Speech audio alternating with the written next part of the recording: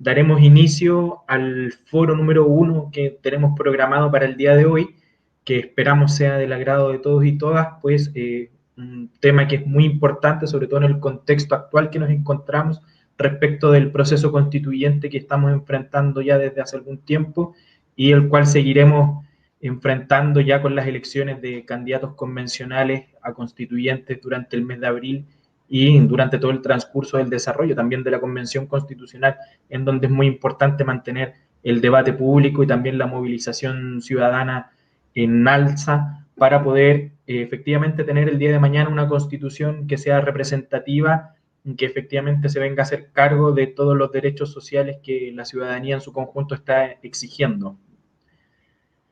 El foro que tenemos preparado para hoy, en este minuto para la inauguración, se llama Derecho a la Seguridad Social en la Constitución Política y expondrán con nosotros la compañera Nadia Tovar, el compañero Javier Ortiz y estará como moderadora la compañera Ana María Olivares, quien es consejera regional del Colegio de Periodistas y precandidata constituyente también en nuestro distrito. Así que queremos dejar, si es que está por ahí, la compañera Ana María Olivares. No sé si ya estará o no.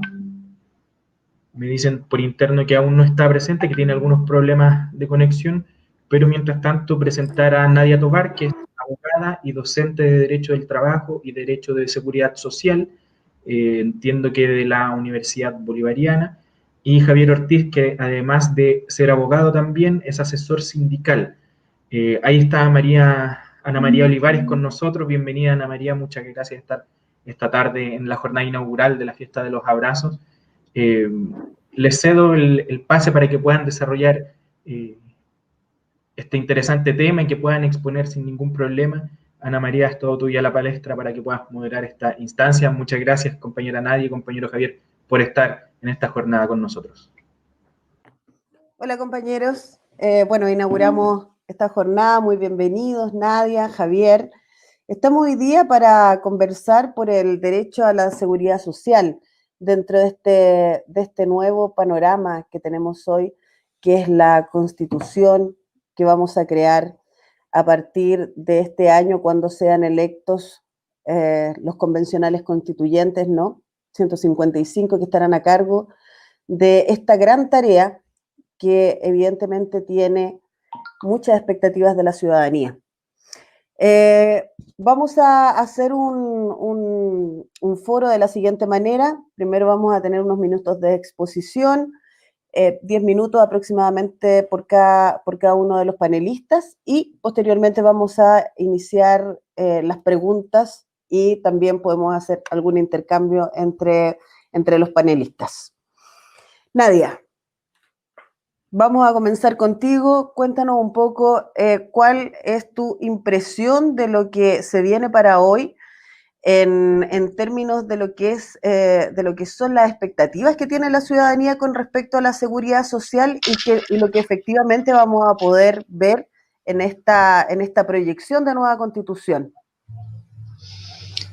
Buenos días, compañeros, un gusto de estar aquí hablando sobre un tema tan relevante, especialmente en esta circunstancia que estamos viviendo de una pandemia que ha sido cada vez más intensa y que ha puesto en evidencia las falencias que tenemos como sociedad para dar cobertura a estas situaciones que en general justamente están dentro del contexto de la seguridad social. Para eso nosotros con Javier tenemos más o menos desarrollado una especie de secuencia sobre materias, fundamentalmente porque el ámbito de la seguridad social es complejo y especialmente en Chile ha sido más complejo aún por la cantidad de normativas y de ideologías que se han incorporado a través del tiempo y fundamentalmente los logros que han tenido los movimientos sociales en estas normativas. Entonces, primero partimos con Javier, que él va a hacer una reflexión más genérica y después sigo yo con un tema más específico respecto de comparación constitucional. Excelente. Vamos, Javier. Gracias, compañera. Espero que se escuche bien. Bueno, primero que todo, darle un fuerte abrazo a cada una y a las personas que nos están mirando. Qué lamentable que este año no podamos hacer esta fiesta presencial y podernos darnos esos abrazos de verdad, digamos, ahí como tradicionalmente lo hacíamos. Ya volveremos. Sobre el tema, la seguridad social, y tal como lo decía Nadia, mi idea es poder dar un enfoque como general sobre el tema de la seguridad social para poder centrar la discusión en lo que podemos imaginar de una nueva constitución o lo que podemos imaginar de aquí en más. Los sistemas de seguridad social se nos aparece claramente desde la revolución industrial para acá, digamos, como un problema social. Pero efectivamente la seguridad social, entendida como la entendemos hoy, es un tema histórico que tiene que ver desde los primeros asentamientos humanos. Es decir, hay varias teorías sobre que explican esto, pero a mí me gusta la teoría religiosa porque marca muy bien culturalmente lo que nosotros pensamos por la seguridad social. La teoría religiosa tiene que ver con que a nosotros nos expulsan del paraíso, ¿sí? No. Es una teoría, digamos, que explica un poco culturalmente, por eso lo enmarco así, que nos expulsan del paraíso hacia una tierra hostil. Y en ese sentido, los seres humanos tenemos que comenzar a juntarnos y protegernos entre nosotros. Sobre esa base, ¿sí? Que está como en ese ideario, digamos, de que el mundo es hostil, de que tenemos que protegernos entre nosotros frente a toda la agresividad y la hostilidad del mundo, es que los seres humanos nos comenzamos a juntar y comenzamos a generar colectividades, por lo cual tenemos que tener algunos sistemas de protección, fundamentalmente frente a la naturaleza. Y esos sistemas de protección, que primero fueron frente a la naturaleza, tenían relación con la conformación del trabajo, las formas de vida, los asentamientos humanos, la vivienda, sistemas de protección que en un principio fueron individuales y luego comenzaron a ser colectivos. Posteriormente, en la evolución histórica, comenzamos a tener que defendernos también sobre otros colectivos humanos que podían venir a atacarnos. Entonces así comienzan estos sistemas de defensa, que podemos ver, por ejemplo, en Egipto, que ya tenían sistemas de defensa y tenían un sistema muy interesante de ayuda mutua. Estos sistemas de ayuda mutua tenían que ver con aquellas personas que no podían sustentarse propiamente, digamos, que cada uno podía sustentarse, por lo cual la colectividad ayudaba a esas personas a sustentar. De esa manera, vamos avanzando, digamos, vamos a hacerlo un poco corto porque no tenemos tanto tiempo, y podemos ver sistemas que se basan también en esta idea de la asociatividad de los trabajadores o de los colegios profesionales, como pasaba en Roma. ¿Sí? Ahí están estos colegios corporales por oficio, que fundamentalmente es como una idea de un sindicato hoy día, pero que te agrupaban personas que ejercían el mismo oficio. Pero un sindicato entendido no como una reivindicación hacia un empleador, sino que un sindicato entendido más como una asociación gremial, es decir, personas que ejercen el mismo oficio y que por tener las mismas circunstancias de vida en una misma ciudad, se agrupan para comenzar a ayudarse entre sí. Es muy interesante porque los primeros sistemas de protección nacen a partir de esta idea de la colectividad agrupada que se autogenera una ayuda entre sí. Pero esto estaba pasando en Europa. En América, ¿qué es lo que pasaba? En América efectivamente pasaba, antes de la llegada de los españoles, que los incas en el Tihuantinsuyo también tenían un sistema de protecciones sociales que tenían que ver con la reserva de excedentes. Países, sociedades que eran fundamentalmente agrarias, generaban excedentes en la recolección de grano, y esos excedentes iban destinados a personas que no tenían sustento, digamos, a huérfanos, se hablaba de personas más ancianas. Anciana es lo que hoy día entenderíamos por ancianos, o sea, hoy día los ancianos de los incas somos los adultos jóvenes de hoy, digamos, ¿sí? En ese entendido de la ancianidad, con una expectativa de vida mucho más baja de lo que tenemos hoy día. Donde sí se nos aparece figuras mucho más claras, tiene que ver con las primeras revolución industrial. Y la primera revolución industrial, y con el surgimiento del liberalismo en plena revolución industrial, nace esta idea de la cuestión social, más que la idea de la circunstancia de la cuestión social. Es decir, comenzamos a tener grandes grupos de trabajadores que van migrando desde los centros campesinos hacia las áreas industriales, que van generando un conflicto social. Y es un conflicto social latente que tiene que ver con fundamentalmente las circunstancias de vida de esos trabajadores. Es decir, tenemos una gran masa de trabajadores que está totalmente desregularizada, es decir, no hay regulaciones ni por el lado del derecho laboral, que no existe, ni por el lado de la seguridad social, más que la propia autoayuda que se pueden generar los grupos, fundamentalmente grupos familiares. Por lo cual, efectivamente, ahí tenemos un conflicto claro. Yo creo que no hay necesidad de extenderse mucho en eso, ¿no? Porque nacen las corrientes marxistas a partir fundamentalmente de ese conflicto también, de esa lectura que hace Marx de ese conflicto. Entonces, hay derivaciones. ¿Y cuáles fueron las salidas? Las salidas de ese conflicto fueron dos. Primero, generar una cierta regulación al mercado del trabajo, que tiene que ver con el área del derecho laboral, y también generar una regulación en cuanto a las prestaciones de supervivencia de esa clase trabajadora. Ahora, el gran problema, a mi modo de ver, y un poco para la discusión y para el análisis, tiene que ver que de ahí en más vamos entendiendo la seguridad social como un sistema de protección hacia los trabajadores asalariados, ¿sí? Y eso avanza mucho. O sea, podemos ver, por ejemplo, que tenemos sistemas que regulan el tema de los accidentes del trabajo, de las jornadas de trabajo, que tienen mucho que ver una cosa con la otra, digamos. Por eso es que la seguridad social siempre va tan de la mano. Cuando uno hace una clase de derecho laboral, siempre termina hablando de seguridad social y al revés. Va muy de la mano esas dos ramas, digamos. El asunto es que, a mi modo de ver, ahí hay un problema en el cuanto la sociedad, una sociedad liberal, capitalista, comienza a fijarse mucho en la protección de los trabajadores, no por bondadoso, comienza a fijar mucho en la protección de los trabajadores en vista de que son un insumo de producción. Y como un insumo de producción, es necesario tener funcionando a esta máquina, digamos, que nos llamamos seres humanos. Estas máquinas que llamamos seres humanos, lo pongo así de forma bien brutal porque es como un poco la lógica, comienza a ser protegida a través de estos mecanismos de protección hacia los trabajadores asalariados. Pero se descuida el sistema de seguridad social entendido como lo veníamos entendiendo de antes de la Revolución Industrial, de la población en general. Es decir, ¿qué pasa con aquellos que no producen o con aquellos que produjeron y ya se fueron o nunca tuvieron la situación de asalariado? Y ahí se comienza a producir una brecha.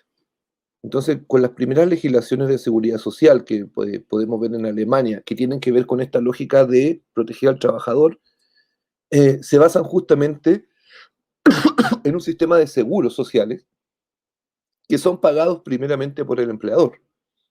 Y obviamente el empleador va a pagar un seguro social a sus trabajadores, no le va a pagar a los que no son sus trabajadores.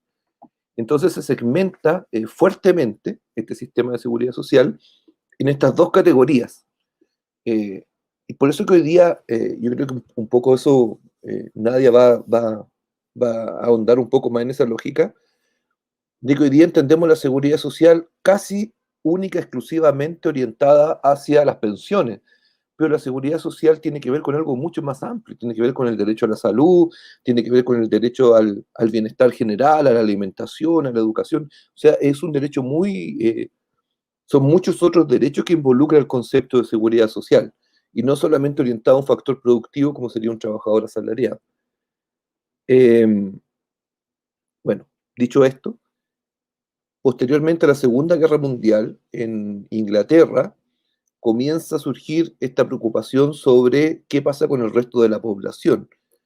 ¿Y por qué? ¿Y por qué nace en ese momento? Porque si nosotros nos vamos a fijar solamente en los trabajadores asalariados pre-Segunda Guerra Mundial, nos vamos a encontrar con que el sujeto va a ser un hombre de una edad productiva mediana, el cual al momento de la guerra se fue a pelear a la guerra, murió en la guerra muchos de ellos, y tuvieron que ser reemplazados en los puestos de trabajo por mujeres, por personas de mayor edad, por factores productivos que antiguamente no eran considerados y comenzaron a ser considerados.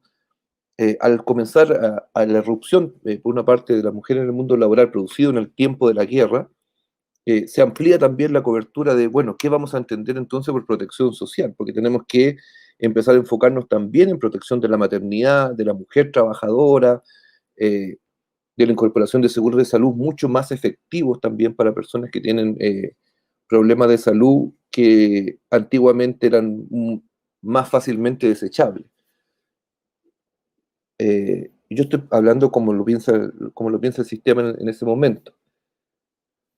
Entonces, ¿qué es lo que hacen en Inglaterra? Nace un sistema de seguridad social que se basa en la solidaridad colectiva y se escapa de este modelo alemán que tiene que ver con el sistema de seguros sociales, de pagar un seguro.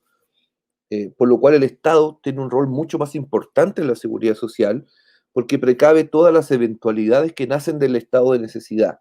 Ya no tiene que ver solamente con el no poder producir, como es la lógica de los seguros laborales, sino que nace con la contingencia de un estado de necesidad, y esta contingencia de estado de necesidad no guarda relación con que si yo aporto o no aporto a un sistema de seguridad social. Entonces, en ese sentido, se amplía mucho más el abanico, porque también se amplió la base productiva. No hay que olvidar eso, digamos, no es por ser aguafiestas, pero generalmente tiene que ver con eso los avances sociales, de cómo podemos conjugar, por una parte, los avances y las reivindicaciones sociales también con los factores productivos. Si una cosa no va con la otra, yo puedo estar alegando 400 años el voto femenino, pero, por ejemplo, hasta que la mujer no se incorporó al mundo del trabajo, eso no fue un factor relevante. Entonces, es importante tenerlo en consideración eso, porque sobre todo en esta nueva constitución tenemos que tener esa mirada también de dónde aprieta el zapato, digamos.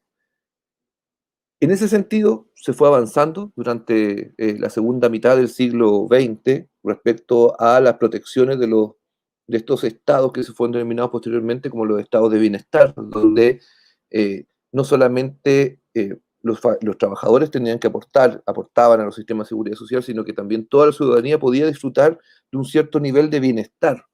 Y ese nivel de bienestar provocaba también una mejora en la calidad de producción económica, porque teníamos estados más tranquilos, con menos convulsión social, que podían generar mayores posibilidades de desarrollo. Bueno, en nuestro país eso fue avanzando, efectivamente, hasta el golpe de Estado, y en el golpe de Estado, ¿qué es lo que sucede? No voy a contar lo que pasó en el golpe de Estado, pero ¿qué es lo que sucede en esta materia? Se comienza a implementar un nuevo sistema que se basa en un liberalismo, ¿sí? Nos retrotraemos, digamos, a la primera revolución industrial, volvemos al liberalismo, pero un liberalismo mucho más radical. De ahí que recibe su nombre como el neoliberalismo, ¿no? ¿Y radical en qué sentido en este sistema?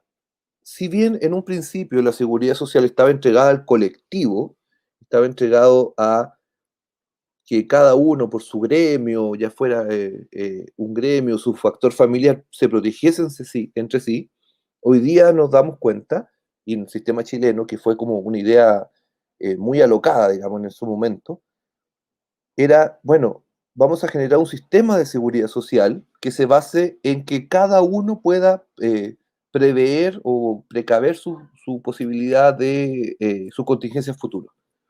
Entonces, ¿cuál era la idea de esto? Era sacar la ecuación de la previsión social, como venía pasando desde la Segunda Guerra Mundial en adelante, de los costos de producción. O sea, ¿cuál es la idea de esto? En los costos de producción, yo tenía que descontar del costo de producción los valores de los seguros sociales o de los aportes de los empleadores a los seguros sociales o los sistemas de previsión. Si yo saco esto del costo, bajo el costo efectivamente y me vuelvo más competitivo, entre comillas. Al hacer esto, efectivamente nos queda entregado a nosotros como como ciudadanos, como trabajadores, esta circunstancia de tener que aportar individualmente a nuestro propio sistema de seguridad social. Lo que precariza aún más el sistema, ¿sí? ¿Por qué? Porque si me pongo en la situación de tener que aportar al sistema de seguridad social, me voy a encontrar con que tengo efectivamente personas que va a ser muy interesante que aporten y personas que no tienen ninguna posibilidad de aportar o que su aporte es muy poco interesante para el mercado, para un sistema. ¿Y qué hago con los desplazados entonces? ¿A quién le cargo el costo de los desplazados? Y ahí entra el Estado a subsidiar en términos de que entra el Estado en segundo lugar para cubrir aquella demanda de seguridad social que los privados no les interesa cubrir. Entonces, tenemos hoy día nosotros en nuestro país este sistema tan híbrido, tan extraño de seguridad social, donde por una parte, si yo soy un trabajador asalariado, tengo un sistema que puedo acceder que es privado, ¿sí? Yo cuando hablo de seguridad social no me refiero solo a la AFP, estoy pensando en la ISAPRE, estoy pensando en los seguros de cesantía, donde yo mismo voy contribuyendo a mi previsión. Incluso hoy día nos aparece hasta paradójico que yo mismo como trabajador estoy cubriendo la contingencia o estoy cubriendo el costo de que mi empleador me despida, como estaba pensado el seguro de cesantía en Chile. Entonces, pero ¿qué pasa con aquellos que no aportan? Y aquellos que no aportan quedan entregados a un Estado que viene a subsidiar, pero no a la persona que está afectada, viene a subsidiar al sistema para poder darle cobertura y no provocar esa convulsión social. Ahora, ¿cuál fue principalmente el problema que nos pasó a nosotros? Que ese sistema no funciona así, porque tiene un factor y un margen de rentabilidad tan alto para los administradores del sistema que no se sustenta. No tiene, bajo la lógica de la capitalización individual hoy día y del sistema versus el sistema de reparto, que es lo que tenemos hoy día de una u otra manera, la capitalización individual no se sustenta, no alcanza a dar pensiones que cubran un mínimo. Pensando sobre las pensiones, si yo pienso en los sistemas de salud son aún peores, digamos, son más discriminatorios todavía. Tengo un sistema de salud que si yo aporto mucho, me expulsa a sistemas privados. No me expulsa claramente, ¿no? O sea, no viene una persona de FONASA a decirme, ¿sabe qué? Váyase de FONASA porque usted aporta mucho. No. Lo que hace es que me dice, mire, si usted está en FONASA, como aquí es solidario, paga mucho más. Si usted se da un sistema público, como es individual, paga mucho menos de lo que nos paga a nosotros. Usted tiene que elegir. Si yo soy un ser humano súper, hiper consciente, que no me interesa mis contingencias individuales, me quedo en FONASA. Si no, si adhiero al sistema, me voy a ir efectivamente a un ISAPRE. Y es lo que sucede. Lo que sucede en términos del agregado es que los trabajadores que tienen un cierto nivel de renta se van al sistema privado porque les sale mucho más barato el sistema privado en cuanto a esa rentabilidad, pero la contingencia que cubre sigue siendo precaria para ambos casos, ¿sí? Sigue siendo precaria tanto para el trabajador privado como para el trabajador que está en el sistema privado como para el trabajador que está en el sistema público. Frente a alguna enfermedad que tiene alguna repercusión importante, quedo igual de desprovisto, ¿sí? No sé cómo ando con el tiempo, me parece que me pasé. Si alguien me puede ayudar. Pero está muy interesante, Javier. Trata de redondear para darle paso a Nadia. Perfecto. Entonces, hoy día, ¿qué nos encontramos? Nos encontramos con este sistema chileno, ¿sí? Con los sistemas clásicos, el sistema alemán, este sistema de seguros pagados por el empleador, y el sistema inglés, que esta lógica de la seguridad social entendida como un agregado estatal, digamos, que un poco es lo que venimos pensando nosotros de lo que pasaba antes del 73 en Chile, que esta fórmula que se aplica desde la Segunda Guerra Mundial en adelante. El asunto es que hoy día en Chile, como este sistema no dio abasto, se tuvo que ir mezclando, y cuando uno estudia cualquier cosa en Chile, aquí los colegas que son abogados me van a entender, y que son académicos también. Cuando uno estudia cualquier cosa en Chile, siempre los sistemas chilenos son híbridos. Tiene un poco de esto, tiene un poco de acá, tiene un pedacito de aquí, tiene un pedacito de acá. Nunca los sistemas chilenos son A o B, siempre son una mezcla rara, así, nunca es blanco-negro, siempre un gris con 1000 tonalidades. Entonces, hoy día nos pasa eso. Hoy día nos pasa que si nosotros analizamos el sistema chileno, es neoliberal porque hay un factor de rentabilidad de empresas que lucran efectivamente con la seguridad social, que es una cosa extrañísima. Por otra parte, tenemos también este sistema de seguro pagado, por ejemplo, el sistema de accidentes del trabajo es un seguro pagado por empleadores, ¿sí? Pero también que lo paga en parte el trabajador. Y tenemos este perro verde o este elefante de 45 patas, que es el seguro de desempleo.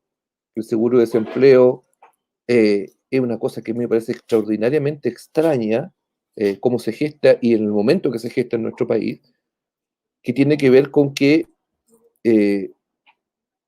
yo pierdo, y fue creado así, pierdo mi indemnización por años de servicio. Disculpen, está mi nieta aquí dando vueltas. Pierdo mi indemnización por años de servicio, tranquila. Por años de servicio, por tener seguro de desempleo. Así fue creado para eso. Es decir, una sustitución de mis años de servicio. De ahí que la idea del seguro de desempleo es que pague una parte del Estado, una parte del empleador y una parte del trabajador. O sea, yo mismo como trabajador estoy pagando para que me despidan. Por eso que hoy día, frente a la pandemia, lo más simple para el gobierno, para el Estado, fue cobren su seguro de desempleo. Porque es plata de ustedes, que ustedes mismos están aportando y ustedes bátansela con eso solitos, digamos. El Estado no gasta ni un peso en eso, de lo que ya está puesto ahí. Eso es lo que nos pasa hoy día, ¿sí? El punto, para mi modo de ver, tiene que ver con cómo vamos a seguir avanzando ahora.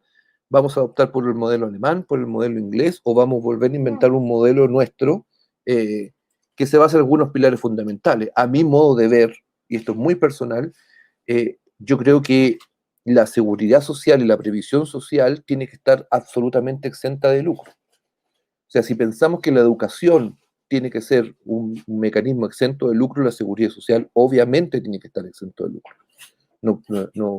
Para mí es inviable entender que la protección comunitaria de personas que no pueden aportar tenga que ver con que alguien al final del mes se lleve la plata para la casa, digamos, y siendo que no da cobertura, ¿sí? Eso como idea para poder dejarle el espacio a nadie. Muchas gracias, compañeros, por la atención. Continuamos entonces con la compañera Nadia Tovar. Muchas gracias. Bueno, dentro de este contexto que explicaba Javier, que es bastante complejo, vamos a situarlo dentro de lo que nos interesa hoy día en forma más relevante, que es la Constitución política. ¿Por qué la Constitución política está vinculada a este derecho de la seguridad social? Y más allá de esta situación, habría que resaltar que la Constitución no está aislada en el mundo. Existen tratados internacionales en materia de seguridad social en que Chile ha participado, pero que no ha ratificado. Me refiero al convenio 102 de la OIT, que establece normas mínimas en materia de seguridad social y que aborda, por supuesto, todas las contingencias de carácter universal reconocidas en relación a accidentes del trabajo, enfermedades profesionales, vejez, invalidez, sobrevivencia, desempleo y salud, por supuesto, que son las más relevantes. Entonces, desde esa perspectiva, nosotros que nos dedicamos al estudio de la seguridad social nos preguntamos, bueno, ¿por qué Chile no ratifica este convenio, que sería el piso para dar el comienzo a un derecho de la seguridad social en un contexto más evolucionado? Ahí tenemos un tema pendiente que no es menor. Ahora, para entrar directamente en el contexto de lo que es constitución política, a mí me gustaría muchísimo que pudiéramos incorporar un PPT, porque la forma en que lo vamos a abordar va a dejar claramente establecida la relevancia e importancia que tiene una constitución política respecto del derecho de la seguridad social. Digo, normalmente, si tú vas a un país o el país que tú consideres, mira su constitución política, cómo aborda el derecho de la seguridad social y verás qué tan evolucionado y avanzado es respecto de sus habitantes. En ese contexto, entonces, me interesa muchísimo que vayamos a hacer un análisis comparativo respecto de las constituciones que hemos tenido en Chile, las más relevantes y que han abordado efectivamente este tema del derecho de la seguridad social. Vamos a partir entonces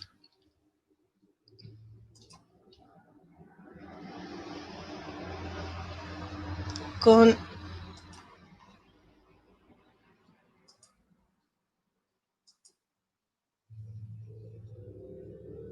no, parece que todavía no.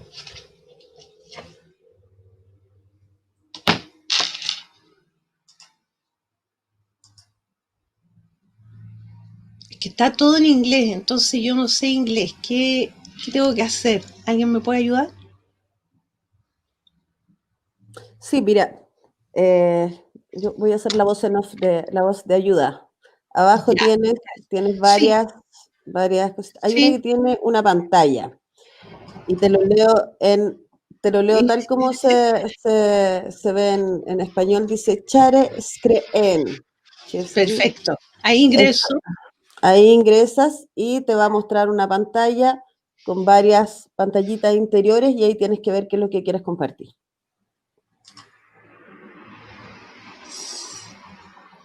Aquí estamos aprendiendo todo, ¿eh? Así que no hay que preocuparse por esto, porque estamos todos en una etapa de aprender a trabajar con estos nuevos sistemas de foro virtuales. ¿Te resulta, Nadia?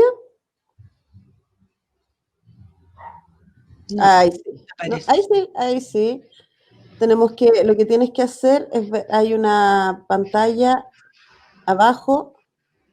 Ahí lo que tienes que hacer es abrir eso y te va a salir en una parte Google, en otra parte te va a salir el PPT, en otro, todas las pantallas que puedes tener abiertas en tu computador. Perfecto. Entonces cuando apretes esta pantallita, tienes que apretar exactamente el programa que tú quieres que salga. Van a salir varios. ¿Ustedes me dicen si está a la vista? Por supuesto. ¿Sí? ¿Se ve? No, ahora no, todavía no. Tienes que poner compartir. Compartir o... Me parece que algo así sale, ¿no? Abajito de lo que quieras. Sí, puse compartir. Y... Se demora un poquito. Exactamente.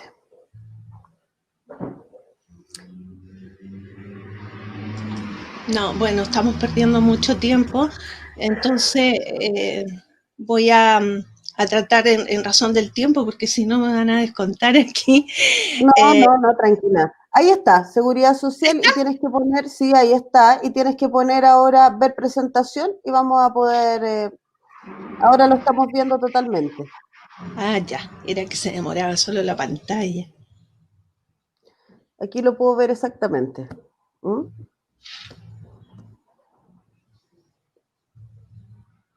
Volviste. Ahí sí. ¿Se ve? Se ve perfecto.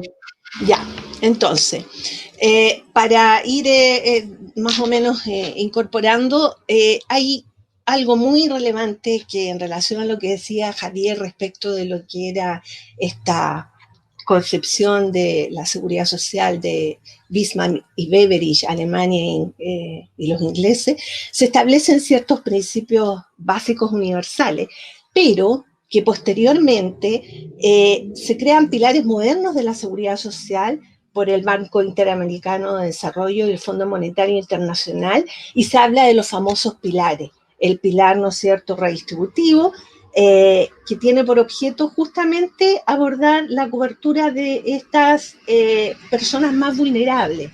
Entonces, todo ahí es mínimo.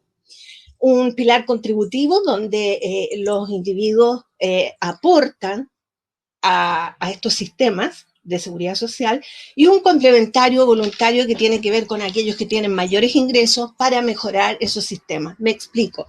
Por ejemplo, en salud tenemos, ¿no es cierto?, una cotización del 100% de salud que va a FONASA o va a ISAPRE, pero en la ISAPRE, si yo cotizo un 10%, puedo acceder a comprar un mejor plan de salud.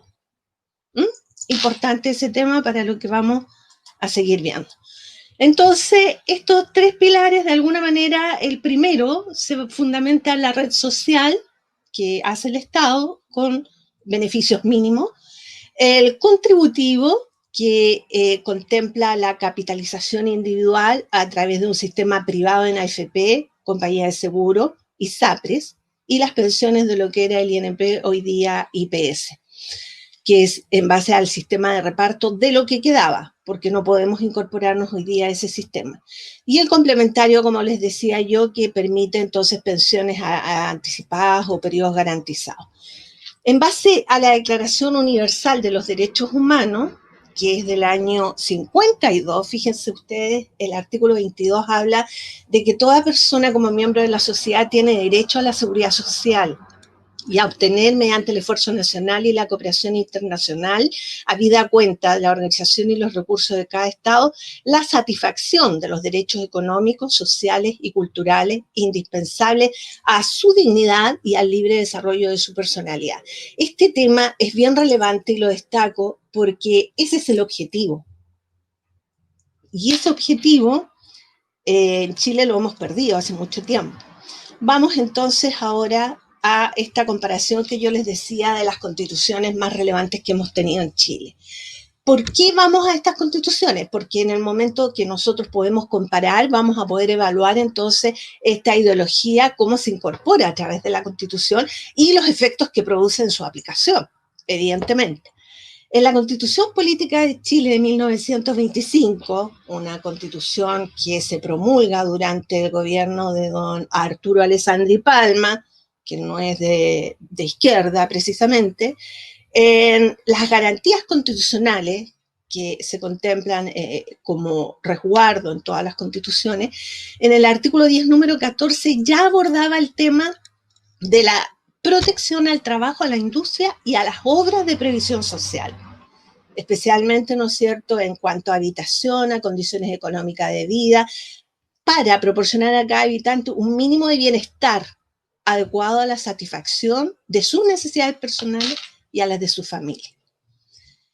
Este tema no es menor porque está en concordancia, como ustedes pueden apreciar, con lo que hablábamos de la Declaración Universal de Derechos Humanos.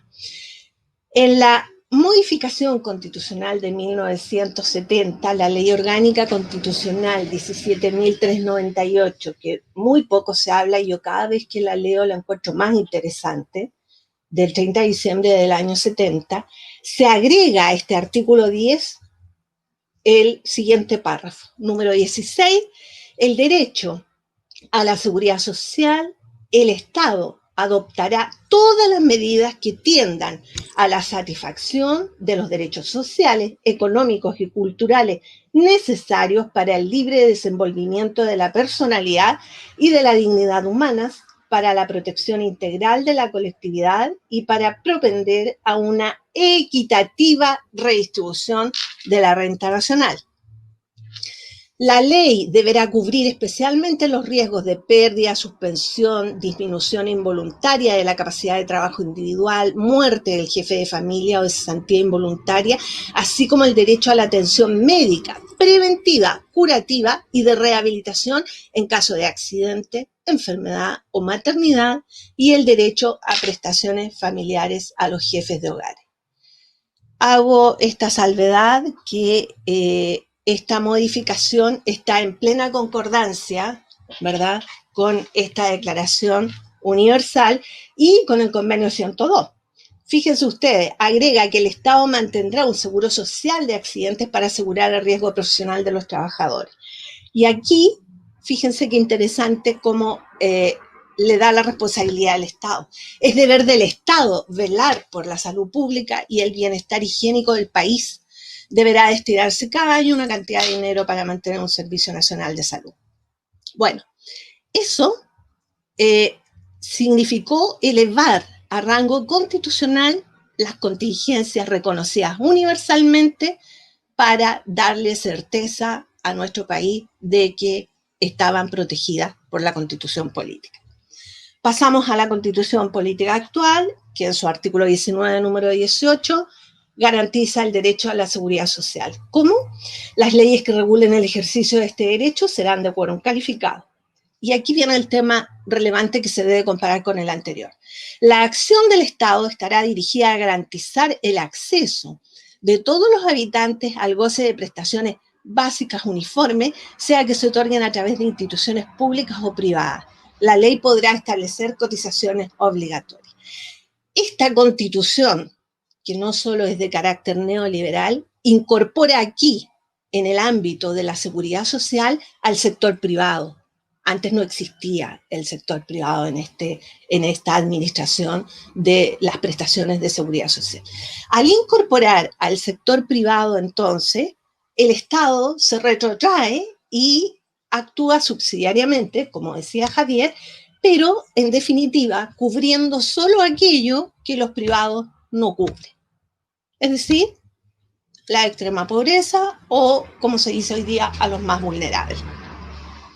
Eso implica entonces que la modificación rotunda que se dio acá en la Constitución implicó la necesidad de reformar a través de un decreto ley anterior a la Constitución el sistema de pensiones que teníamos en Chile, para limitarlo de un sistema de reparto que comprendía distintos, una cantidad de beneficios de acuerdo a la caja en que cada persona cotizaba, por ejemplo, pensando en la perseguidora, que ustedes no deben conocer, pero la perseguidora era un beneficio que implicaba que el pensionado no tenía que solicitar un aumento de su pensión porque cada vez que se reajustaba la remuneración del activo, automáticamente se reajustaba la pensión del pasivo.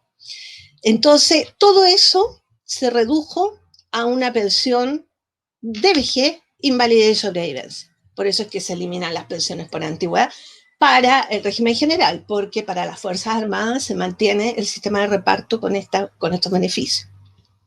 Y se suprime la perseguidora, lo que implica entonces un ahorro considerable al Estado y que genera entonces la posibilidad, ¿no es cierto?, de un objetivo distinto al que estaba contemplado en las constituciones anteriores. El objetivo aquí es incorporar a los privados, generar entonces instituciones privadas que administren estos beneficios con fines de lucro y que además contribuyan al crecimiento económico del país. Entre comillas, crecimiento económico genérico, que no necesariamente implica mejorar las condiciones y la calidad de vida de cada una de las personas.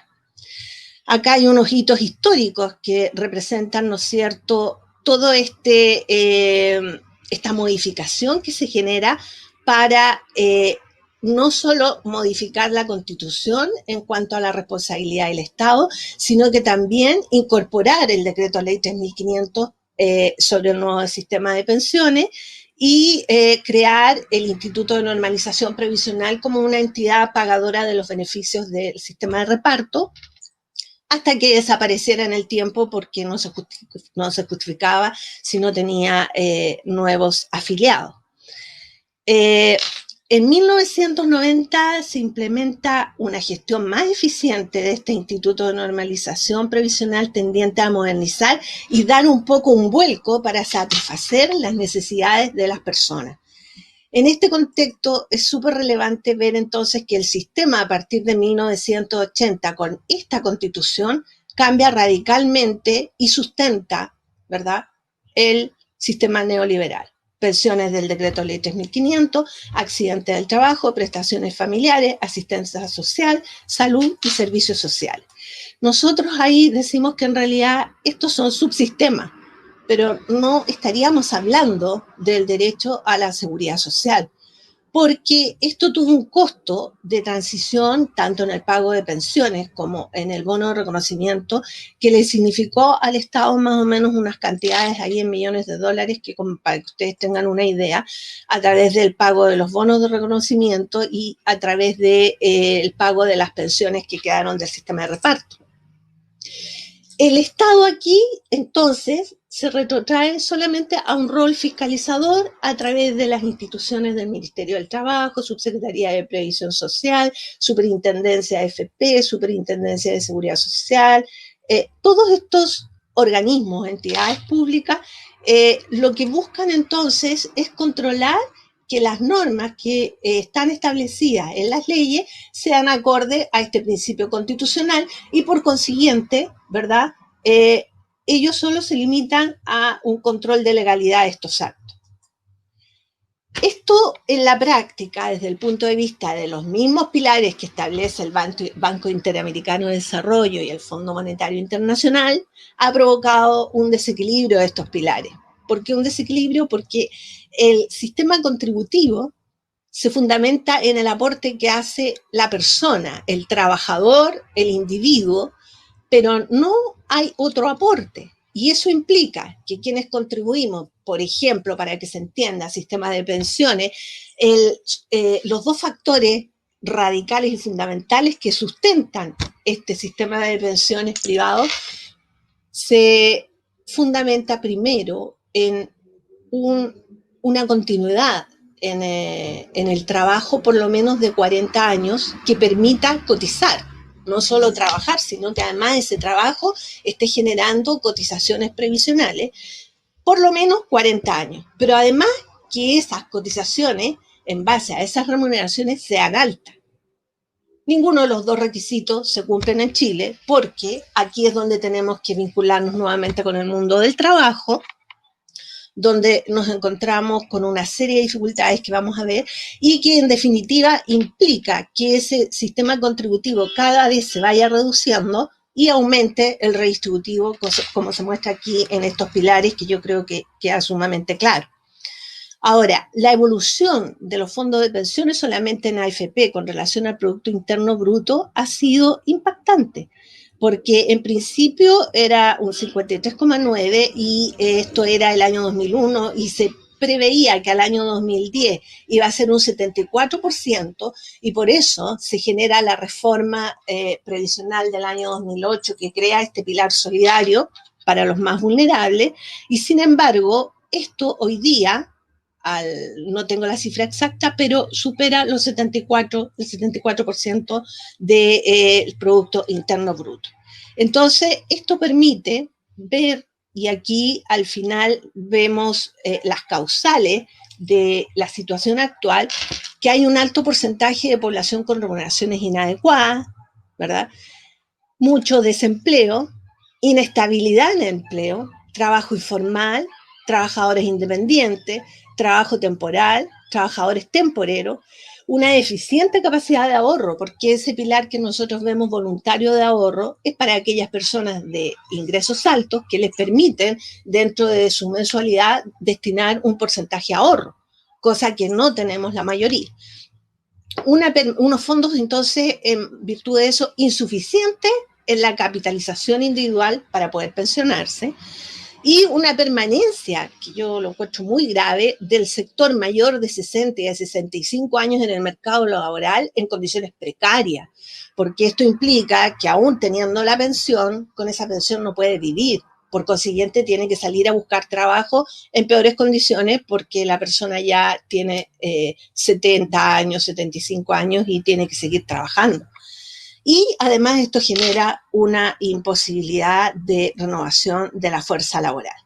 Todos estos elementos los he querido destacar porque tienen injerencia fundamental, primero, en el rol del Estado. ¿Qué significa eso? El rol del Estado, de alguna manera, es fundamental para determinar quiénes de los habitantes de Chile, ¿no es cierto?, van a tener cobertura o no. Cuando nosotros consideramos un Estado subsidiario que protege a los más vulnerables, la protección en este periodo podemos verla directamente, incluso dentro de la pandemia, se refiere a máximo unos bonos que son esporádicos, que no son obligatorios, no son permanentes, salvo el aporte previsional permanente que era antes el aporte del bono marzo. Pero eso no es seguridad social, ese es un beneficio esporádico para resolver la situación transitoriamente. Entonces, el rol del Estado es fundamental dentro del concepto de la constitución política, porque el Estado tiene que una mayor injerencia en la medida en que constitucionalmente esté obligado a ello.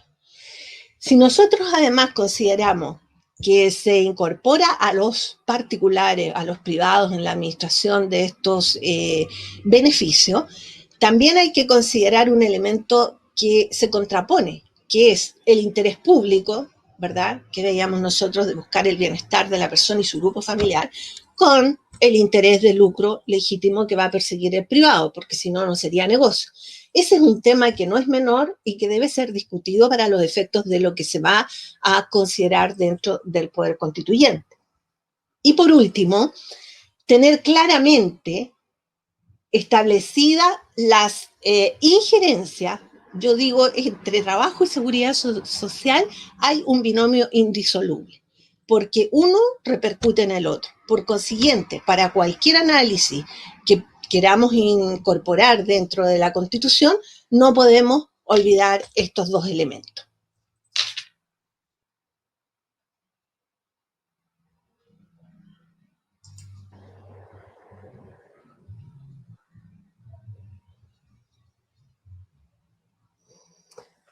Bueno, escuchamos ya a Javier Ortiz y a Nadia Tovar. Javier se nos había caído, volvió, por suerte.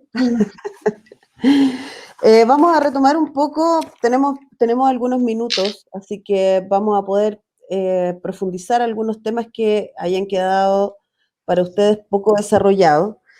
Y me gustaría un poco conversar con ustedes con respecto a qué es lo que significa el lucro. ¿Qué es lo que significa el lucro en el mundo privado y con los recursos de todos los chilenos y con los recursos estatales? Yo creo que hay a veces algunas distorsiones en términos de figura comunicacional en la población en general, donde no se entiende muy bien qué es lo que significa el lucro. Muchos dicen, y voy a caricaturizar un poco, ¿cómo van a trabajar si no pueden ganar su sueldo, no pueden ganar para vivir trabajando con esto?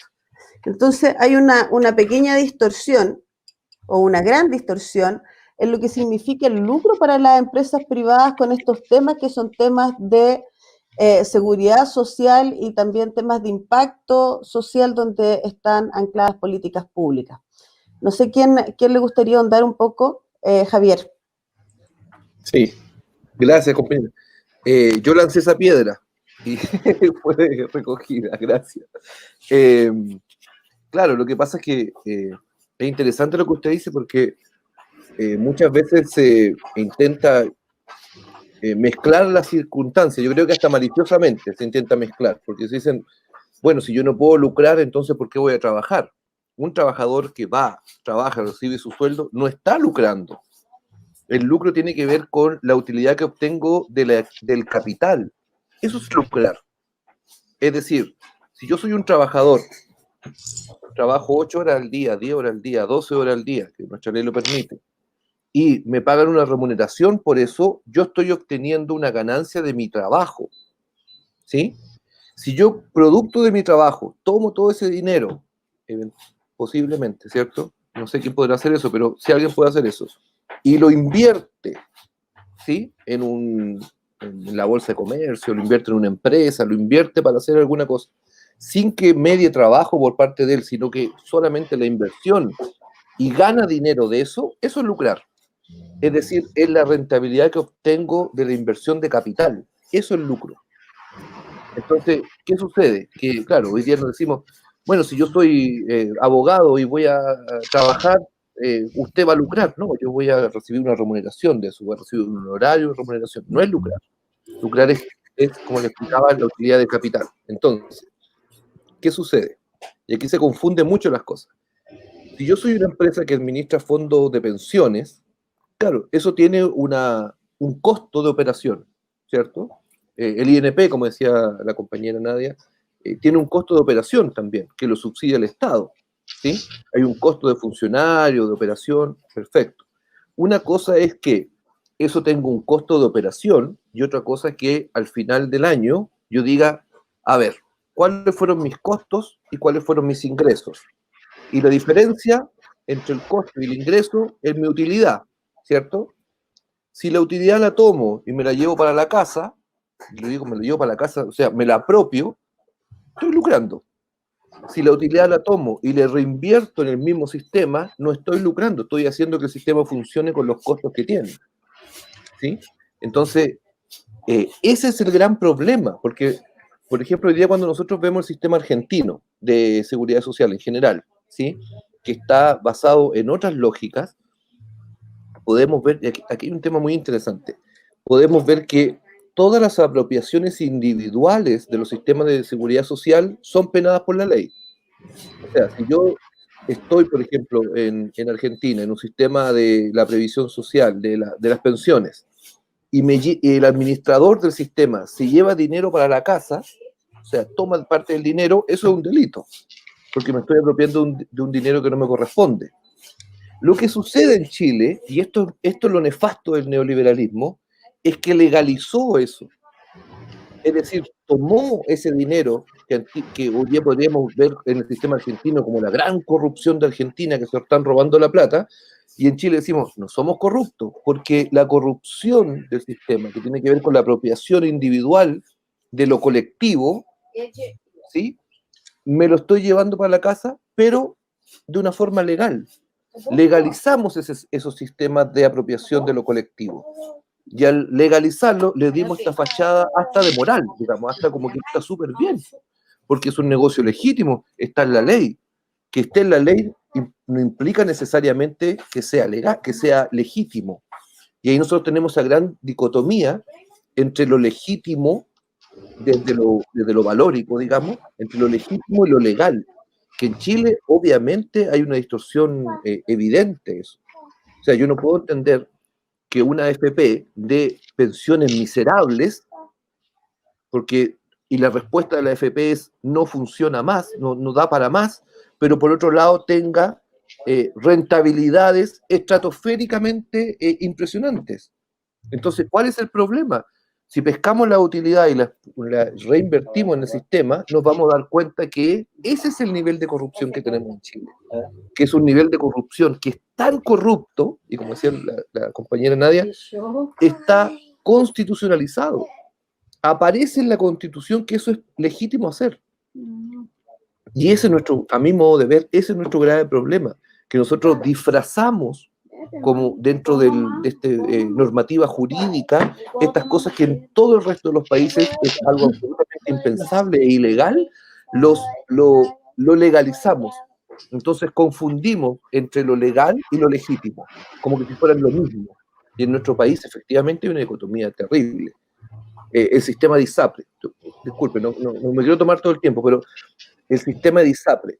En Chile tenemos millares de sentencias judiciales de los tribunales superiores de justicia, de las cortes de apelaciones, donde dice que las ISAPRES actúan de manera inconstitucional. Tenemos millares. O sea, cada vez que me suben el plan de la ISAPRE unilateralmente y coloco un recurso de protección por eso, tengo una corte de apelación en Chile, el sistema judicial, que me dice que eso es inconstitucional lo que hizo la ISAPRE. Y el sistema de ISAPRE no se cae, sigue igual. Y si yo no lo reclamo cada vez que me suben la ISAPRE, sigo igual. Me lo suben y punto, se acaba. Si eso no es un nivel de corrupción legitimado, incluso en este caso de la ISAPRE, está ni siquiera no está legalizado, ni siquiera porque los tribunales me dicen que eso es ilegal. O sea, si de 100.000, supongamos, personas que le suben la ISAPRE ilegalmente, la mitad recurre a los tribunales de justicia y a todos les encuentran la razón de que eso es ilegal, tenemos una mitad que no recurre al sistema de justicia y se queda con eso, y es un sistema de lucrar, ni siquiera dentro de la corrupción que está legitimada, de una corrupción que está deslegitimada hasta por los propios tribunales. Que no podemos decir que los tribunales de justicia en Chile son revolucionarios, digamos, son de carácter popular. Para nada, digamos, son lo más conservador que hay, hasta el sistema de elección de los jueces. Pero en ese sentido, efectivamente, este nivel de lucro es un incentivo muy perverso al sistema de previsión social, a mi modo de ver. Porque, claro, y con esto termino, no quiero latear más. Si yo lo conceptualizo, el lucro es de lo que recibo a lo que gasto. La diferencia es lucro, es mi utilidad, ¿cierto? ¿Cuál es el incentivo? Cobrar más caro para recibir más y bajar mis costos. Entonces, la diferencia se va a producir. ¿Qué quiere decir eso? Subo los planes de ISAPRE y le pago menos a los trabajadores. Entonces, mientras esa brecha sea más grande, el margen intermedio significa que es mi ganancia, que es totalmente legal. Eso, a mi modo de ver, en un sistema de previsión social es muy, muy perverso. Eso, compañero. Nadia, ¿desea usted, compañera, agregar algo con respecto a esto? Sí, justamente en base a lo que comentaba Javier, por eso es tan relevante el derecho de la seguridad social y cómo se aborde, porque también es un mecanismo de redistribución del ingreso que no se ha utilizado correctamente en el último tiempo, porque justamente se ha legitimado de alguna manera a través de la Constitución un negocio de privado que nosotros siempre cuando vemos estos temas desde el punto de vista jurídico llegamos a la conclusión, bueno, ¿qué prima? ¿El bien común o el bien individual? Porque en materia de derecho de seguridad social estamos hablando de bien común. Es decir, y la prueba más clara está hoy día con una pandemia en que no estábamos preparados porque no tenemos los mecanismos ni tenemos una seguridad social robusta que permita justamente el objetivo que tiene, que es dar cobertura a las situaciones de contingencia o estados de necesidad. Y eso, curiosamente, cuando uno lo ve en el derecho comparado en otros países, han tenido la misma pandemia, pero el enfoque desde el punto de vista del Estado ha sido totalmente distinto. Yo quedé tan impactada porque hay países en los cuales se generó un bono de protección, ¿verdad? Un bono de protección por la pandemia, que es el mismo monto de la remuneración que tenía la persona. La persona no tiene que ir a hacer ningún trámite. Se tiene la remuneración y se le entrega el bono equitativamente. Entonces, eso muestra la importancia que tiene el ámbito de la seguridad social y que pocos conocemos y que en base a ello hemos estado de alguna manera sometidos. Esto sí que yo creo que es un tema muy complejo desde el punto de vista de estar sometidos permanentemente sin la posibilidad de generar cambios reales. Y eso hoy día es posible a través de los constituyentes conociendo estos temas y generando los cambios en la Constitución. Eso, compañera. Bueno, definitivamente el tema de la seguridad social es un tema que es bastante importante hoy día, ¿no? Sobre todo cuando tenemos que, además, las cifras que se utilizan para la llegada de distintas prestaciones también son bastante manipuladas. ¿A qué me refiero con esto? Que para estos pequeños aportes que no son permanentes, aunque sean aportes especiales o temporales, como se quiera, también están siendo medidos por sistemas que tampoco se conocen a cabalidad ni se sabe de qué manera se está evaluando a la población chilena para poder ser objeto de tal o cual prestación o elemento o bono o como quieran llamarlo de seguridad social para afrontar diversas crisis, estemos en pandemia o no lo estemos, ¿no? Entonces también hay distintos temas, no solamente vinculados a la forma en cómo está enquistado este sistema de seguridad social en nuestra constitución actual, que permiten aún más ahondar con esta desigualdad y esta perversidad, como lo señalaba Javier y Nadia, ¿no? Bueno, yo estoy revisando un poco lo que hoy día conversamos. Es bastante interesante hablar sobre los sistemas cuando hablaban del sistema alemán, del sistema inglés. Me gustaría si pudieran un poquito ahondar en eso también y de qué manera podemos vincular nuestra visión de esta próxima constitución a través de esos ejemplos que tenemos y que ustedes han señalado que están aquí presentes.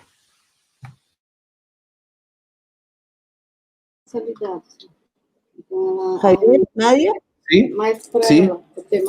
Es que aparezco siempre monopolizando el tiempo, por eso no quiero, me quedo callado. Javier, tienes que resumir porque después voy a tener una pregunta para Nadia para culminar también. Claro, mira, como explicaba en la exposición, el sistema alemán se basa en la lógica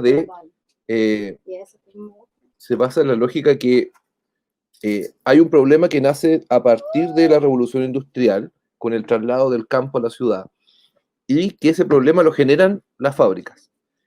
Como lo generan las fábricas, el costo lo tiene que pagar la fábrica.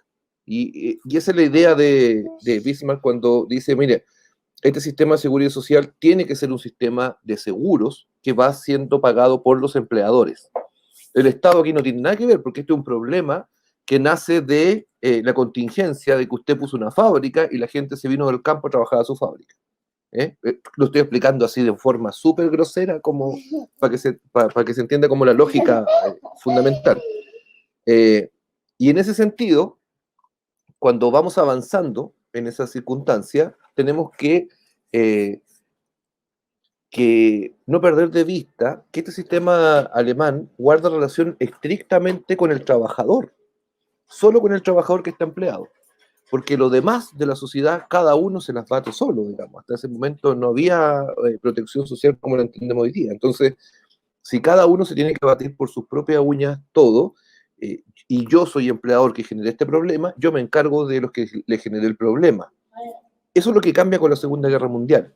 Y cambia esa lógica de decir, miren, ahora como se incorporó el resto de la población al sistema productivo, no solo los hombres de los 15 hasta los 30, 40 años, sino que se incorporó el resto de la población, ya no es solo un problema que atañe a un nicho particular, que son los trabajadores hombres de tal edad hasta tal edad, ¿sí? Y ahí nacen los conceptos tan groseros, a mi modo de ver, que tiene que ver con la discapacidad, por ejemplo, que tiene que ver con la invalidez. Ese concepto de invalidez nace efectivamente a partir de una persona que no vale en términos monetarios para producir, y nace el inválido, ¿sí? Es un concepto súper grosero, digamos, por una persona, porque si yo me pongo a pensar, las capacidades de una persona están ilimitadas, digamos, ¿sí? Lo discapacitado, lo inválido no son las personas, son los contextos. Si yo tengo un contexto que pueda dar cobertura a las personas, y no solamente pensando en un hombre de 15 a 40 años, no tengo personas que puedan ser inválidas o discapacitadas, no tengo, ¿sí? Entonces, toda esta orientación se cambia en el modelo inglés y se cambia a este modelo de cobertura universal que tiene que ver con el estado de necesidad. Ya no me importa si usted trabaja o no trabaja, me importa saber que usted como comunidad lo vamos a proteger. Y esto no es solamente que nace como de la ternura de los ingleses, sino que dice, los ingleses en ese momento se sienten y piensan, bueno, ¿y qué pasa si viene otra guerra? ¿A quién vamos a recurrir? Porque ya se nos murieron los hombres. ¿Qué pasa si se nos mueren las mujeres? ¿Qué pasa si se nos mueren los viejos? ¿A quién vamos a recurrir? Entonces tenemos que generar un sistema de protección más amplio para poder echarle mano a alguien y que el sistema productivo siga funcionando. Hoy día pensamos lo mismo. Pensamos, bueno, hoy día se nos están muriendo ciertas personas o el sistema productivo se tiene que limitar. Bueno, ¿a quién recurrimos? ¿Sí? El problema es que vamos generando incentivos para recurrir a seguir produciendo, pero no generamos incentivos a seguir cubriendo necesidades provocadas de este estado de necesidad. Y tal como decía Nadia, ¿sí? Hoy día se nos presentan nuevos estados de necesidad. ¿Sí? Por ejemplo, ¿es posible pensar en un Chile de 15, 20 años sin Internet en la educación, por ejemplo? ¿No debería ser el Estado el encargado de promover esa política de inclusión a las redes sociales, a las redes de conectividad para la educación y no seguir entregado a la mano de los privados como se entrega hoy día? Porque si yo pienso en una política a mediano plazo, efectivamente la circunstancia o la contingencia de las clases virtuales, de la educación online, eso no se va a ir, eso va a quedar. Además que es un muy buen negocio para las universidades, para los institutos, para los centros de formación técnica, un súper buen negocio. Eso se va a quedar mucho tiempo. El Estado no tiene que decir nada de eso. Va a quedar entregado nuevamente al mercado así, abiertamente. Entonces son problemáticas que nos nacen a partir de esto, que son estados de necesidad, coberturas que se tienen que enfrentar, que son muy bonitas de analizar o de pensarlas, digamos. Son extremadamente complejas, pero efectivamente son muy interesantes para analizar y ponernos a discutir. En este momento particular, donde tenemos que definir qué país queremos ser. Y eso tiene que quedar plasmado en una constitución. ¿Qué país queremos ser? No quiero monopolizar el tiempo. Muchas gracias, Javier. Mira, Nadia, tú señalaste cuando hacías mención a la ley 17.398 del año 1970, que agrega el número 16 al artículo 10 de la Constitución del año 95, si no me equivoco. ¿Estoy bien? Que soy buena alumna, ¿viste? Sí, soy buena alumna. Tú ahí señalabas que la importancia de todo lo que se señalaba en este artículo, que es bastante largo y que habla de lo que es la seguridad social, el derecho a la salud, que la importancia estaba en que elevaba a rango constitucional estas prestaciones de contingencia, ¿no? Entonces, mi pregunta es la siguiente. Cuando hoy día tenemos algo tan profundo como lo que señala nuestra Constitución actual, donde garantiza el acceso a prestaciones públicas y privadas, garantiza el acceso, es decir, elegir si voy a estar en lo público o en lo privado, en definitiva, ¿no? El acceso solamente.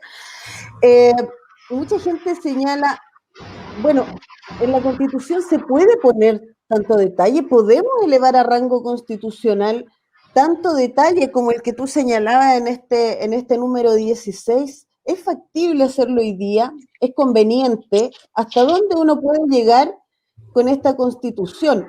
Porque muchas veces se señala que tienen que haber solo principios y después las leyes no van a complementar todo este sistema que se va a regir después que baje esta nueva Constitución. Pero podemos esperar más, por ejemplo, como ese artículo que tú señalabas tan importante, ese número del artículo tan importante. Qué interesante tu pregunta, porque la verdad es que aquí podríamos estar hablando todo el día respecto al tema. Voy a tratar de ser concisa, pero lo primero es que, claro, se habla de una constitución minimalista, pero las constituciones, por favor, son, yo siempre digo esto como para que se entienda claramente, en el fútbol hay un rayado de cancha. ¿Qué se puede hacer? ¿Qué no se puede hacer? Entonces la constitución es ni más ni menos que eso, el rayado de cancha de lo que podemos hacer y lo que no podemos hacer. Ahora, en ese contexto, evidentemente que no lo podemos contemplar todo, porque para eso están otros instrumentos como las leyes, los reglamentos, los decretos. Pero ojo, sí que es importante incorporar en la Constitución ideología, principios, valores que se traducen en aquellos elementos o derechos de mayor relevancia. ¿Por qué digo esto? Porque el efecto y el impacto que tiene no es menor. Cuando yo no lo incorporo en la Constitución, no tengo todos los recursos para exigir su cumplimiento. A diferencia de incorporarlo a nivel constitucional, le doy un mayor peso, una mayor presencia y una exigencia para toda la institucionalidad que generemos.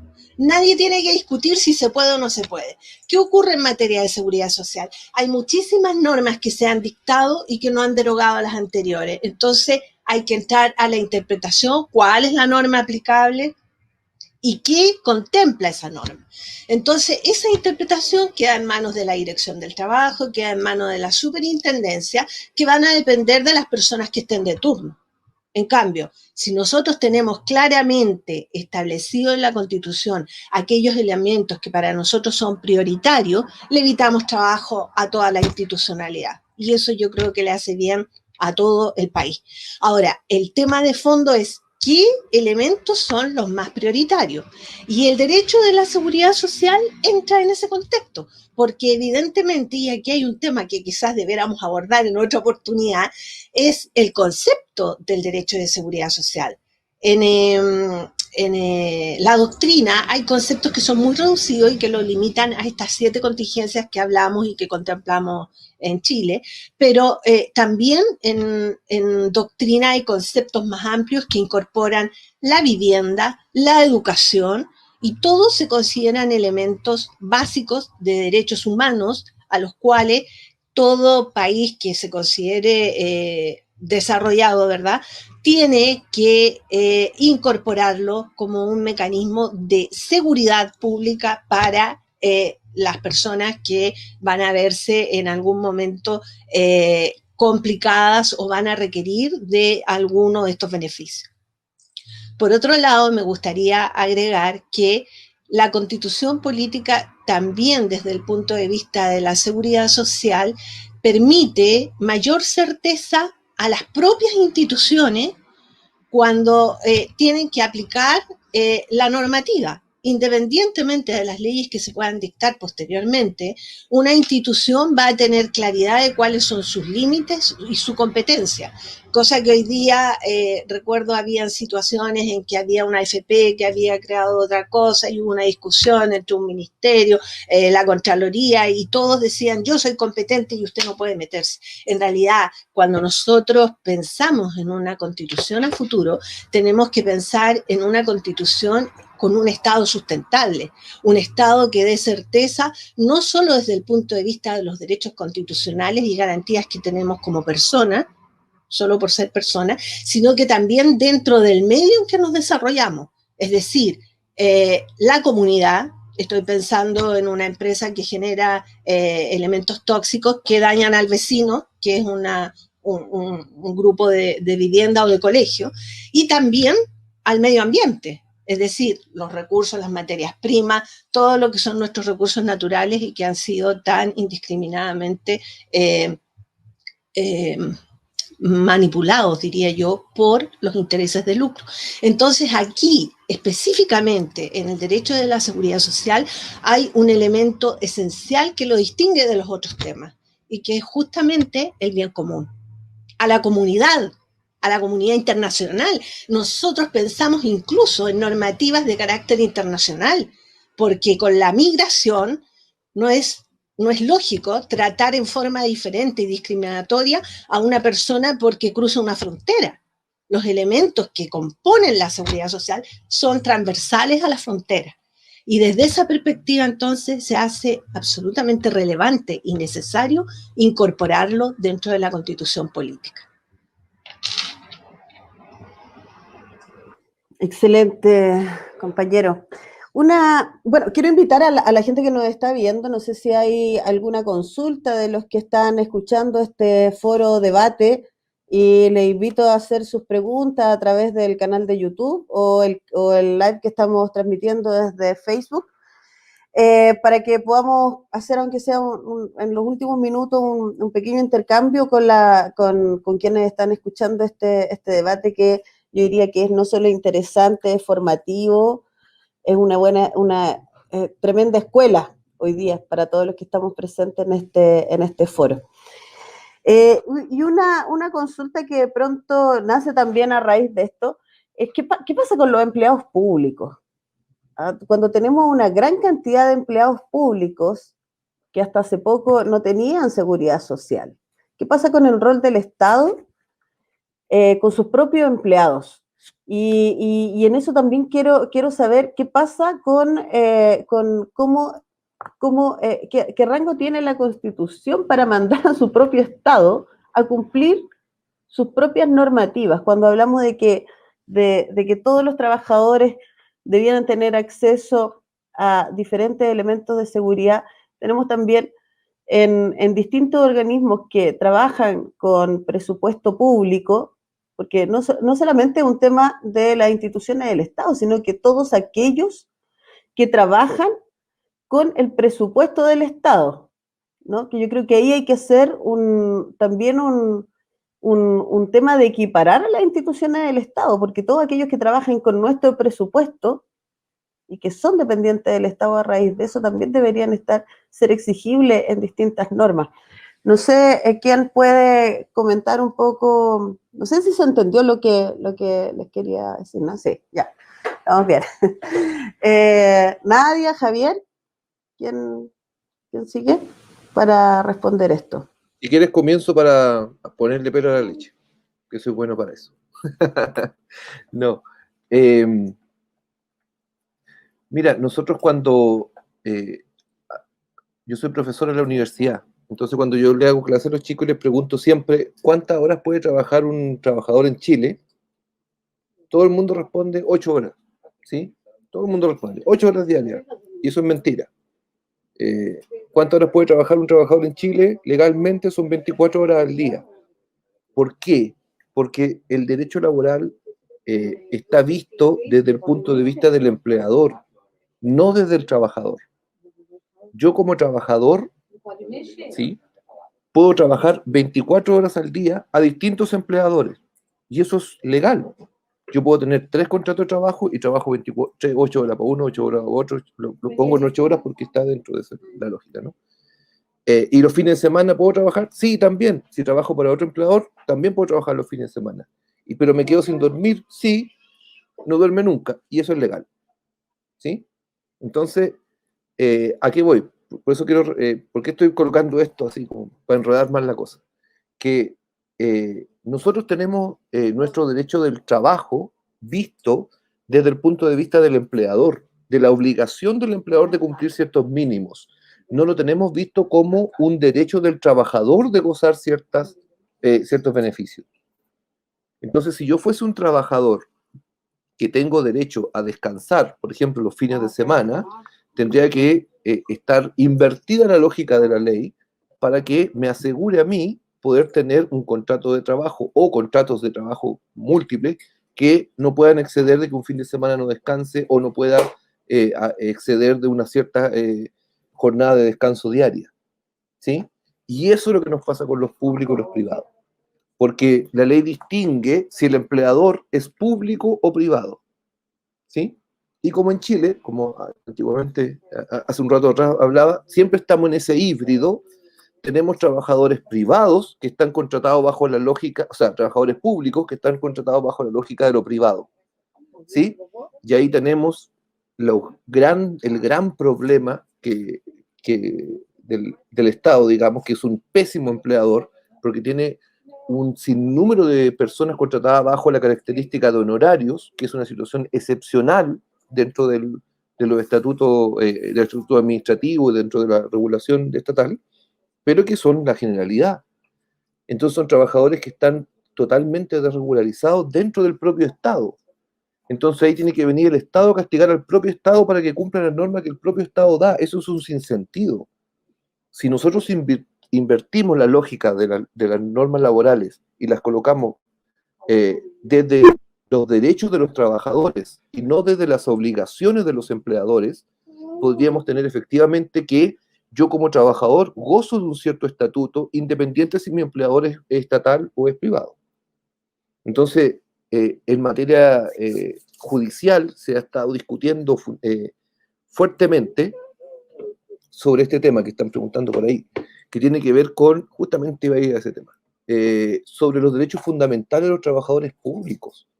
Y como los derechos fundamentales, y hay un procedimiento especial en el Código del Trabajo que tiene que ver con la tutela laboral, que quiere decir que si yo como trabajador en una empresa no respetan mis derechos fundamentales o mis derechos humanos, yo puedo recurrir a un juzgado del trabajo para que lo hagan respetar, ¿sí? Y la gran discusión desde el último tiempo ha sido si eso también abarca a los públicos. Entonces, si uno lo piensa, ¿un trabajador público no tiene derechos humanos?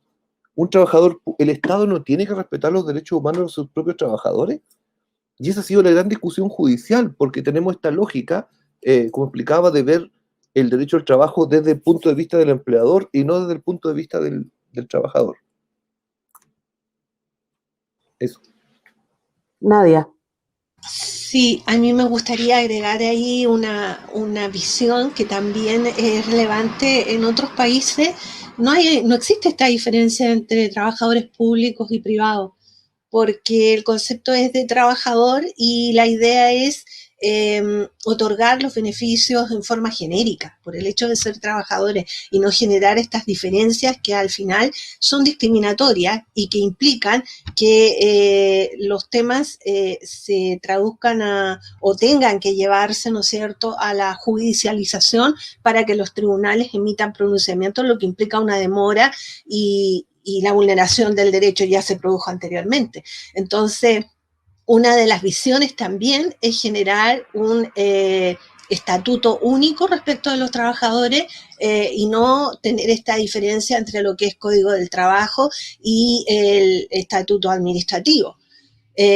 De hecho, la Contraloría en muchos casos va aplicando, tratando de hacer transversal los derechos, pero el tema fundamentalmente ahí está en un contexto histórico también, porque los trabajadores honorarios del sector público fueron incorporados porque las plantas, ¿verdad?, de las instituciones respectivas, de las instituciones públicas, no permitían esta diversidad para ir generando nuevos cupos o ascenso. Entonces, la única forma fue incorporar a estos trabajadores, se suponía en forma transitoria, y después se fue transformando en una situación permanente.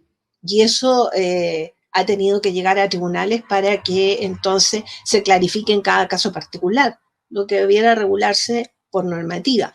Ahora, frente a tu consulta respecto de la Constitución, claro que la Constitución tiene importancia porque una vez más, cuando uno ve el índice, lo primero que establece es la estructura de cómo va a funcionar, el régimen que va a tener. Entonces, también es obligatoria para las instituciones públicas, de modo que eso permite darle mayor seguridad también a la ciudadanía y a los trabajadores frente a sus derechos. Y por otro lado, creo que también es importante considerar que hay muchos temas hoy día en que, producto de esta incorporación que se fue haciendo a partir del año 80, no solo de modificar una constitución, de generar un decreto ley para activarla, sino que también se fueron creando estos estatutos especiales, entre comillas, porque recuerden ustedes que hubo un decreto, ¿no es cierto?, que cambió a los profesores, y los profesores de la noche a la mañana pasaron a ser del sector privado, pero ellos tenían un régimen del sector público. Entonces empezaron a crear normativas especiales, estatuto docente, estatuto de la salud, estatuto de la educación primaria, y al final de cuentas la diversidad es nociva porque en la práctica la persona no puede acceder en forma inmediata, sino que tiene que recurrir a la institución pertinente para que interprete si le corresponde a ella o no el derecho, y generándose el conflicto en los tribunales de justicia. Entonces, obviamente que la Constitución puede eliminar esos pasos que de alguna manera van a dañar a las personas. Nadia, había una consulta en vivo, que algo se respondió, pero quizás sería bueno ahondar un poco más. Y pregunta, dice Petuto Romero, Si Chile suscribió la Carta Fundamental de los Derechos Humanos, ¿por qué no se respeta cuando tú hablabas donde estaba el tema de la seguridad social integrada? Bueno, porque ahí hay un tema de discusión más profunda también, porque una es la Carta de los Derechos Humanos, donde podemos decir que sí se respeta, interpretar y decir que sí la respetamos porque tenemos la normativa y está todo regulado a través de leyes. Otra cosa es si efectivamente esas leyes son beneficiosas para toda la población, porque aquí podemos apreciar que hay una diferencia entre el Estado subsidiario, que va a preocuparse solo de lo más vulnerable, y en ese sentido entonces ellos van a decir que sí cumplen. El tema radica fundamentalmente en que la seguridad social es mucho más que eso. Y el convenio 102, al que yo hacía referencia propiamente de la seguridad social, justamente no está ratificado por Chile, porque en materia de pensiones no hay un sistema público. Tenemos solo un sistema privado que es a través de las administradoras de fondos de pensiones. Se dice que el sistema público de lo que administra hoy día el sistema de reparto a través del Instituto de Previsión Social es lo que dejó el pasado, pero no permite la incorporación de nuevos afiliados. Entonces ahí no estaríamos dando cumplimiento y ese es un tema que se ha discutido arduamente desde mucho tiempo si se ratifica o no se ratifica. Pero el convenio 102 lo que establece son las prestaciones mínimas que debe otorgar el Estado. Y en ese contexto entonces estaríamos al debe. Y por otro lado, respecto de la Declaración de Derechos Humanos, nosotros decimos lamentablemente a veces son declaraciones que establecen lindos principios, pero que si no se generan los mecanismos, ya sea a través de acciones legales que puedan ejercer las personas que se ven afectadas, queda solamente en el papel. Entonces acá hemos tenido, de hecho se generó este mecanismo de la tutela de los derechos fundamentales con ese objetivo, porque antes eso no existía y había que recurrir de protección. De hecho, hoy día en muchas materias de seguridad social aún se recurre de protección, no obstante que debieran considerarse los mecanismos antes de judicializar para que fueran más expeditos. Entonces ahí también yo creo que es súper relevante ver cuál es el rol que ejercen estos organismos fiscalizadores, si están cumpliendo o no con su deber, porque deber legal, digamos, entre comillas, porque en la práctica una superintendencia, ¿verdad? Estoy pensando yo en licencias médicas, que hay muchas licencias médicas que se rechazan, la persona tiene que ir a hacer el trámite de reclamo, pasan meses y no hay pronunciamiento. Entonces uno se pregunta, bueno, ¿es efectivo este organismo fiscalizador? Y esos son temas que tenemos que discutir, evaluar y reconsiderar. Reconsiderar quiere decir, pensando en una nueva constitución, qué organización le damos y qué tipo de instituciones modificamos o creamos para mejorar estas condiciones.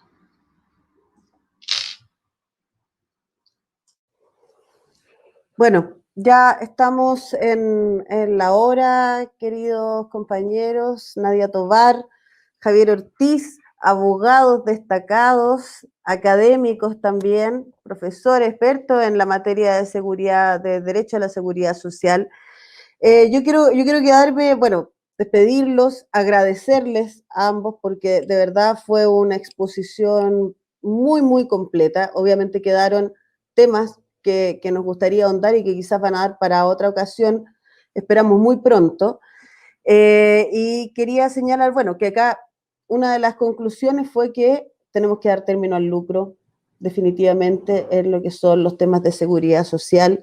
Tiene que haber un acceso expedito a los derechos de seguridad social. Debe haber específicamente especificidad en estos derechos en la Constitución para que no estemos a la arbitrariedad de la interpretación de esto, ¿no? Según lo que señalaban. Y en definitiva, tenemos que conversar cuál es la amplitud del concepto de seguridad social que queremos para nuestro país. Yo creo que ese es definitiva el resumen de lo que hoy día tenemos que pensar para nuestra Constitución, para nuestro país, para ver el Chile que queremos de aquí en adelante. Javier, muchas gracias. por haber compartido con nosotros. Muchas gracias por la invitación, compañera. Muchas gracias.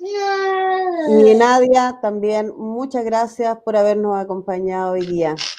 Muchas gracias a ustedes por la invitación y estamos dispuestos en colaborar en lo que sea posible para mejorar. Muchas gracias. Bueno, y aquí estamos terminando este panel. Los invitamos a seguir con la programación de esta fiesta de los abrazos del Comité Regional Gladys Marín y nos vemos muy pronto. Un abrazo.